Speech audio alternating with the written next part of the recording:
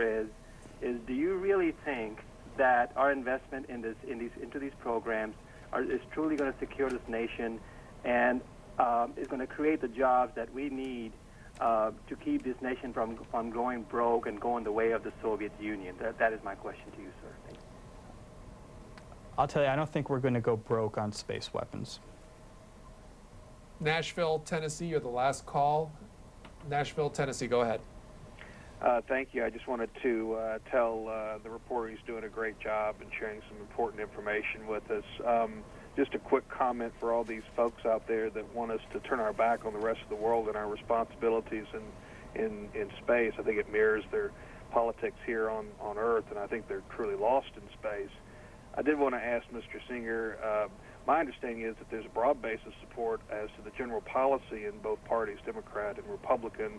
Just ask him to comment on that. I know specifics, there may be differences, and we can certainly work those out, but my understanding there's a broad bipartisan support for this kind of initiative. I'll let him comment. You know, the one thing I can tell you that there is certainly bipartisan support for is maintaining our access to space, and it's just a matter of how you do it. And so while there's, and you know, we'll certainly see that debate this spring with the House Armed Services Committee. Jeremy Singer of Space News, thank you. Thanks for having me. Coming up in the Washington Journal tomorrow, we'll have an update on what's going on in Iraq, especially with the selection of a new government there, with Ellen Nickmeyer of the Washington Post's Baghdad Bureau. Charles Pena of Cato Institute will join us to talk about a new study they have on the defense budget.